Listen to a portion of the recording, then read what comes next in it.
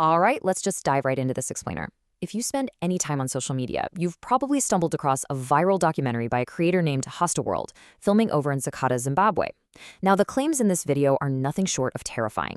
We're talking night flying in winnowing baskets, magical snakes devouring entire harvests, and graves being dug up under the cover of darkness. But what actually happens when we look past all that sensationalism? Today, we're applying a strict criminological lens to these viral claims. We're going to separate hard evidence from belief, expose who is actually profiting from this fear, and look closely at the real-world harms.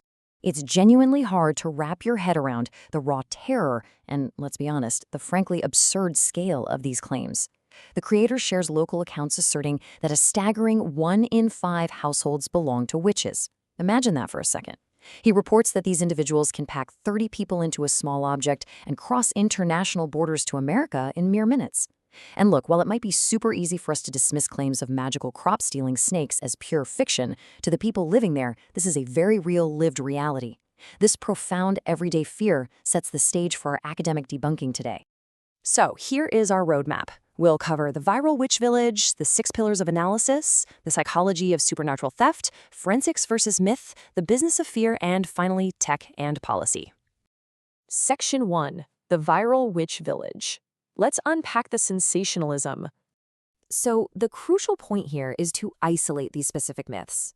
According to the video, locals are literally terrified to share food with their neighbors because of that 1 in 5 claim. They genuinely fear that the moment mourners leave a funeral, witches are going to arrive to dig up fresh graves. They're reporting owls acting as surveillance monitors and hyenas serving as transportation. Now, our goal as investigators isn't to mock these beliefs, nor is it to validate the magic. Our goal is to examine the phenomenological reality behind these stories. Basically, why are these specific claims being made and what physical actions do they actually represent in the real world? Moving to Section 2, the 6 pillars of analysis, building an academic framework. For this explainer, we are drawing directly from the 2026 publications of criminologist and forensic specialist Dr. Keith Silika. Papers like When Crime is Spiritual, Everyday Encounters with Witchcraft, Fear, and Justice in Zimbabwe, and Ritual Crime and Witchcraft Accusations provide a really rigorous academic backbone for our analysis. Dr. Silika's work allows us to systematically strip away the supernatural narrative to reveal the underlying criminal and social dynamics at play. To do this, Dr. Silika uses 6 analytical pillars: belief, victims, offenders, investigation, criminology, and psychology. By passing a sensational claim through these specific filters, we stop chasing ghosts and we start identifying real-world motives and material acts. Keep these pillars in the back of your mind as we deconstruct the mysteries of Zaka. Section 3, the psychology of supernatural theft. We're looking at envy and perception. There's a quote from the source documentary that is absolutely fascinating. A local woman actually warns the creator that owning too much, and by that she means having more than 10 kettles, invites witchcraft purely out of sheer jealousy. Hearing locals warn against accumulating even basic wealth reveals a really profound truth. To a criminologist, this has absolutely nothing to do with magic. It is fundamentally about economic anxiety, massive wealth disparity, and the resulting social friction within a community that's living in severe poverty. Okay, let's dive into the psychology of it. There's this term, illusory pattern perception. It perfectly explains what happens when a community is under immense stress. Think about it. When a farmer loses their maize harvest to a sudden crop disease or their livestock mysteriously die, the human mind desperately seeks an explanation for that random bad luck. Instead of blaming biology or the weather, it attributes the loss to malicious intent. Suddenly, a neighbor's envy manifests as snakes stealing the harvest. The envy isn't causing magic, right? The economic inequality is creating social friction that just gets labeled as witchcraft. Section 4. Forensics versus supernatural claims. The Split Matrix.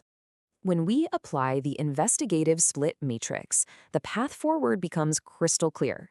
We hear stories about graves being desecrated and property being stolen, right? Well, this is exactly where law enforcement has to step in with total clarity. If an investigator arrives at a disturbed grave and says, "Oh, it must be supernatural forces or witches traveling in night baskets," real forensic work just grinds to a halt. A disturbed grave is a material act, period. It leaves footprints, it leaves tool marks, it leaves DNA. By focusing strictly on the material column, we pivot away from magical narratives and get back toward catching actual living criminal actors. Section 5. The business of fear. Looking at the victims and offenders. Think about the sheer scale of the panic for a second. When people genuinely believe that 1 in 5 of their neighbors is a witch who might poison their food or curse their family, it creates a wildly lucrative market for protection. Enter the Tsikamutandas. These are opportunistic, illegal witchfinders and fake healers. Let me be clear, they are not mystical protectors. They are financial predators, plain and simple. They literally weaponize the very panic they help fuel to extort absolutely exorbitant cleansing fees from terrified communities. When you actually map out this business of fear, a really dark reality emerges. The real-world harm, it doesn't come from curses. It comes from the accusations themselves. And the victims are almost always the most marginalized folks: elderly women, orphans, isolated individuals. Once they're labeled a witch, they face land grabs, forced banishment, and brutal assault. Meanwhile, the offenders, the Tsikamutandas and the accusers, just walk away wealthy. They profit through extortion and social control. It is a calculated criminal enterprise masquerading as spiritual justice. Section 6, Tech, Policy, and Protection. Systemic Solutions.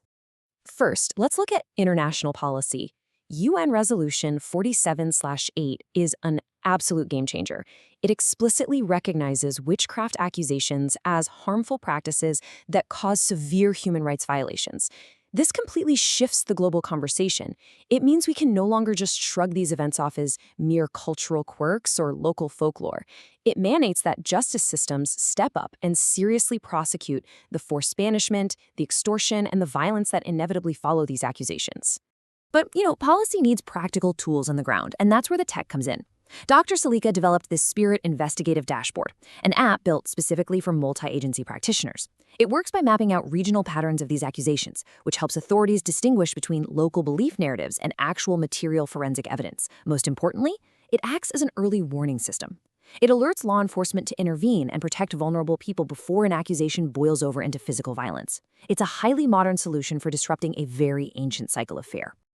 We're going to wrap things up with a powerful phrase from Dr. Solkata's work, Auna Karowiwa, which translates to, "You have not been bewitched."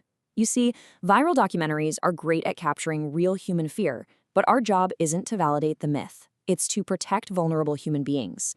By shifting our focus away from chasing curses and towards catching real criminals, using tools like the Spirit app and rigorous forensic investigation, we can actually build justice systems grounded in hard evidence. So I'll leave you with this thought. If we can successfully untangle economic anxiety from magical thinking, how many lives currently living under the terrifying shadow of accusation could we save tomorrow?